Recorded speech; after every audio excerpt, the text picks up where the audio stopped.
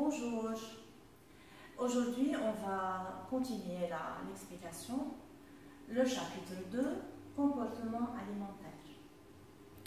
Mais tout d'abord, on va faire une petite résumé à propos du chapitre 1. La fois passée, on a appris les régimes alimentaires dans le chapitre 1. On va faire un tout petit résumé. Tout d'abord, définition. C'est quoi un régime alimentaire? Un régime alimentaire, c'est tout ce que mange un animal.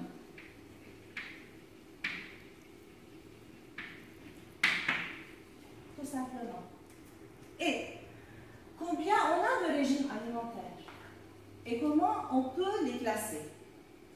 On a vu la fois passée qu'il y a 3 régimes alimentaires, 3 types de régimes alimentaires.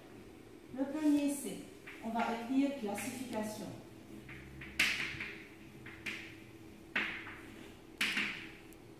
Premier régime alimentaire, c'est phytophage. Phytophage, c'est-à-dire lorsque l'animal mange des aliments végétaux. Et on a parlé la fois passée des conditions de phytophage, ou bien quels sont les critères. Tout d'abord, il y a le type d'aliment qui est végétaux, et il y a des conditions bien nécessaires qui sont la dentition. On a dit la denture, elle doit être adaptée au régime alimentaire, c'est-à-dire phytophage. On a pris l'exemple d'un cheval. Il doit avoir des incisives bien développées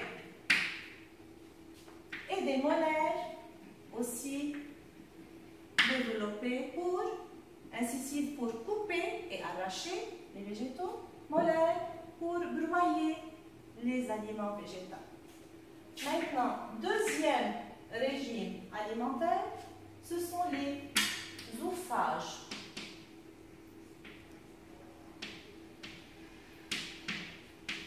Zoophage, c'est-à-dire quoi? Zoo, animaux, c'est-à-dire un animal qui mange la matière animale, qu'elle soit viande ou bien un produit animal. On a aussi des conditions pour qu'un animal soit un zoophage. Tout d'abord, il doit manger des aliments animaux, comme on a dit. Et ensuite, il y a les conditions de la denture. Les incisives ne sont pas très importants. C'est pourquoi ils ne sont pas développés. Mais ils ont des canines développées qu'on appelle crocs. Et on a vu l'exemple de chats et des tigres, ainsi de suite. Et il y a les molaires qui sont bien pointus. Mais pourquoi ils sont bien développés, les canines et les molaires? Les canines, pour attraper leur proie avec, ils doivent être pointus pour bien tuer et déchiqueter, c'est-à-dire bien déchirer leur proie, car il s'agit de la viande. Et les molaires pour bien aussi découper la viande. Troisième type du régime alimentaire, ce sont les omnivores. Ce sont les animaux qui mangent à la fois la matière végétale et la matière animale.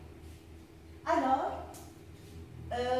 ils trouvent toujours leur aliment, car s'il n'y a pas de la matière végétale, ils peuvent manger la matière animale.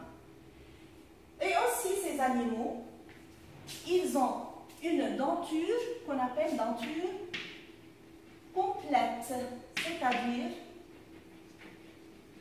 ils ont les incisives, les canines et les molaires bien développés, car ils ont besoin des 3 types de dents. Un petit rappel à propos de la denture. Je vous rappelle que les incisives se trouvent en avant de la bouche, les canines à côté et les molaires au derrière, c'est-à-dire les canines se trouvent entre incisives et molaires. Et chez les omnivores, il y a aussi des prémolaires. C'est pourquoi on dit denture complète. Alors, on continue. On a parlé la fois passée des sous-régimes. Les sous-régimes, dans les phytophages, on a pris des exemples. Phytophage, c'est-à-dire ils mangent la matière végétale. Alors, il y a beaucoup de végétaux.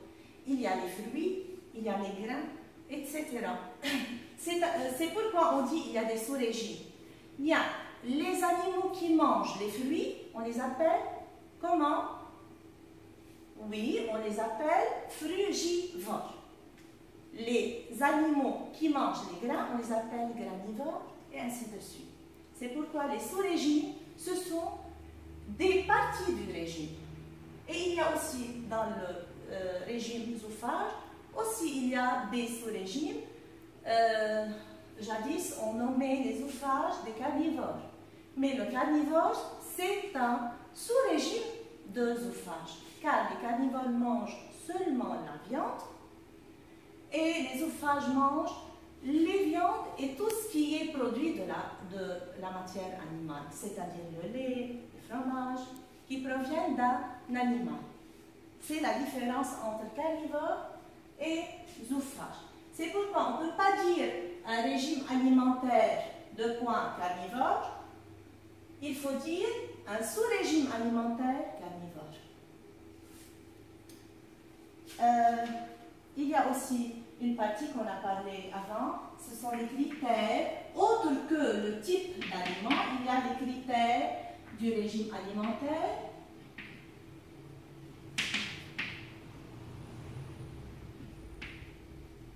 Trois critères qui sont l'âge, le milieu et troisièmement les saisons. Alors, le régime alimentaire diffère selon ces trois critères. Et on a pris des exemples. L'âge, le petit ne mange pas comme ses parents. Le milieu, là où il y a, on a pris l'exemple du renard. Le renard, lorsqu'il se trouve dans un milieu qui contient des fruits, il mange des fruits. Lorsqu'il n'y a pas de fruits, il va attraper d'autres animaux pour les manger. Et les saisons aussi, selon les saisons, un frugivore, masalam, comme un oiseau, il peut manger les pommes en été. Ils ne peuvent pas les